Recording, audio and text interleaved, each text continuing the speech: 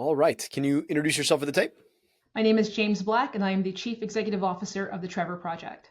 I want to jump right in because I think for a lot of folks, when we talk about something like a suicide or crisis hotline, the the way that this works to intervene on the life of someone isn't always clear, and why we would want specifically to make sure that LGBTQ plus folk have access to this if you've never experienced growing up as an LGBTQ identifying kid may not always be obvious. And so I wanted to just step back and ask you to give us a sense of what was it like for you growing up in Texas as a queer kid, and what were some of the ways in which the world pressed down on you in the ways that it presses down on kids today? Yeah, thanks for starting with that question. I often say that the life-saving services of the Trevor Project is exactly what I needed when I was a youth growing up in Texas. I know what it feels like to feel isolated, to experience family rejection, to experience bullying at school, and feel that the world does not want you around and not have access to crisis services like the Trevor Projects. I grew up in South Texas and in the 80s and 90s, and it was not an affirming environment whatsoever. And there are many reasons for that, not only the state of Texas, but also growing up as an African American girl who was the oldest child in my family, who was expected to adhere to what they would call standards of feminism that I never aligned to. I was expected to go to church and be very involved in the church, in which I was. But all of that sort of shaped my family's belief on how I was supposed to show up, how I should show up. And I just never showed up that way. And it was not until I was in high school that I knew that I was not straight. I don't even know if I had language for it back then, to be quite honest. But what I will say is that when you don't have a support system, when schools are not supportive, when there's not cultural competency embedded in the school system, what happened to me can happen and still probably does happen. And what that means is that, I was pulled out of the closet in high school. And that meant that almost every student at the school found out that I was gay. And after those students found out, I was bullied. The girl that I liked was bullied. It was awful. The school teachers would not talk to us. The principal wouldn't talk to us about it. I felt the need as a 17-year-old to try to fix this problem, if you will, myself. And by correcting the issue, it's not really true. Let me talk to somebody. Please don't tell my parents. Don't tell her parents. All that to say is that support system was not there. And that support system led to self-harm. For me, it led to suicidal ideation. It led to me ultimately dropping out of high school. And we do know that LGBTQ plus youth have a higher rate of dropping out of high school compared to their peers. It was difficult. So when you don't have a support system and you're experiencing mental health challenges, it exacerbates the problem. And it's why we have the public health crisis that we do have in the US around LGBTQ plus youth suicide. But that was my experience of growing up in South Texas. James, I'm sorry that you went through that, and I really appreciate you sharing that here, because I think that context is really important to understand. Because right now, while we're speaking, the U.S. Senate is trying to negotiate a new budget deal, and they're of course failing. But in the current form, the budget would call for the elimination of all funding for the 988 Suicide and Crisis Lifeline, which provides emergency crisis support to LGBTQ plus youth. Can you share what the impact of that lifeline has been and what its loss might mean for young people who are LGBTQ plus growing up in our country? Yeah. The establishment of the line was something that we were very proud of. It was established with strong bipartisan support. The funds have been approved by Congress without fail for the past 5 years. And President Trump signed this into law during his first term as part of the National Suicide Designation Hotline Act. And to even fathom that all of that work and the bipartisan work and the unity that went into establishing a line like this that was much needed is now on the chopping block is devastating.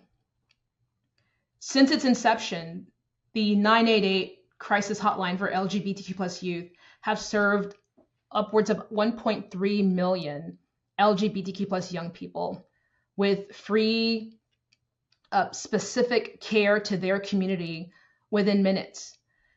And the impact of that, of the defunding of this service, means that those 231,000 or so, those are the interactions that Trevor handled, but there were 500,000 interactions in total in 2024. Think about those youth in terms of numbers. And if this is defunded, where will they go? Who will they call? Think about 988 is the nation's crisis hotline. And when you hit press 3, it connects, it's for LGBTQ plus youth only. It connects LGBTQ plus youth to a qualified, competent counselor, a counselor that is trained specifically for LGBTQ plus youth competency.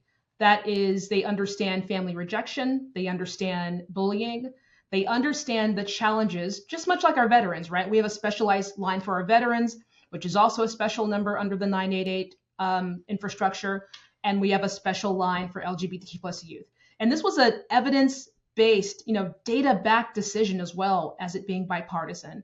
And now to remove that is going to be a tragic and significant loss for LGBTQ plus youth across the country who depend on that number year over year and have been. That is a critical lifeline for them. And the other thing that strikes me is that this does not appear to be a cost-cutting measure, because the 988 funding as a whole is remaining the same. The difference is that the funding that funds the LGBTQ plus youth crisis hotline press 3 option, that is what's being defunded. It's, as I said, it's devastating, not only to us at the Trevor Project, but to the thousands and thousands of youth across the country who depend on that critical hotline day after day, year after year. And Jaymes, the thing that strikes me so clearly, just in the parallel of what you shared about your story and this, is that the cruelty is the point. It's like, you're not actually saving any money. It's not like we don't have the money to do this. And you're talking about a lifeline that people call when they're in a state of distress that is intended to protect them from self-harm in a moment of deep crisis and pain.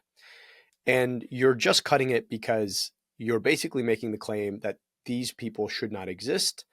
And in effect, the government is saying, we actually do not care if you end up hurting yourself, which is of the same kind of bullying of why you need a crisis hotline in the first place. Yeah. Right. And it's about perpetuating that kind of attitude and that kind of logic that, it is a sad moment to watch the government be used this way.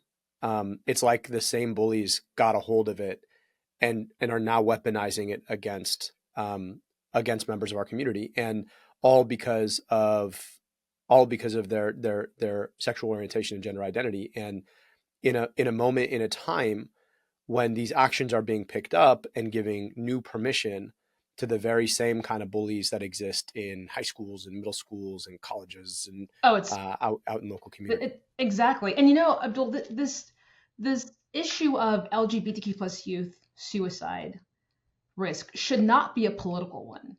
And we often at the Trevor Project say that suicide prevention is about people, not politics. And it's about risk, the risk factors, not identity. However, our youth are being politicized. Their identities are not political. They are being politicized. And we need to do more as a community, and not just we, but also help from our lawmakers to depoliticize this issue, because that's not what this is about. It is not about politics. They do not deserve to be political footballs. They are people, humans with real families and feelings and experiences. And all these kids want to do, and if I even go back to my own story, is live in peace and have a normal childhood. And I'm sure we can both remember what it's like to be 13, 14, 15, 16 years old. It's already tough to begin with. Our demographic at Trevor's, we serve youth from 13 to 24.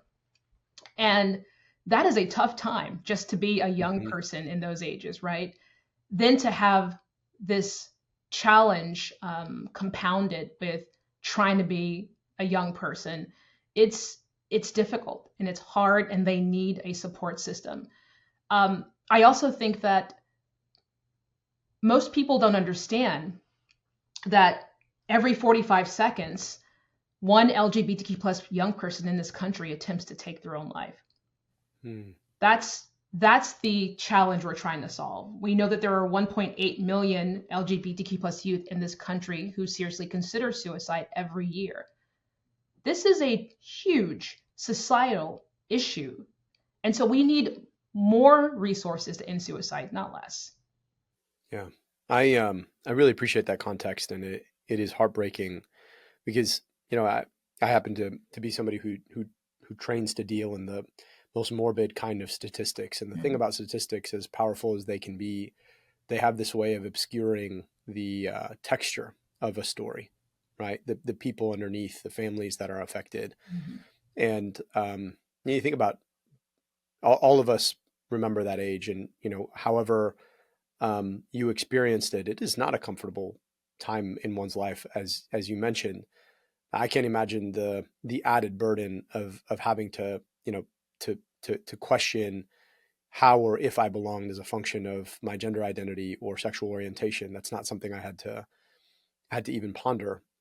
Which is why I think it's so important for us to be curious about other people's experiences, and to be empathic, and to be willing to read our empathy into public policy, Yeah. and to stand up when people attempt to make our public policy less empathic and meaner, because this is what this is about. It's about people, which is why we say it's about people, not politics. And I will say, we are an apolitical, nonpartisan organization, and at the same time, I feel this deeply that it is very hard to be nonpartisan in this moment with everything that we're seeing. But when you talk about the ages of kids, look, I'm an American who is a parent of 10-year-old boys.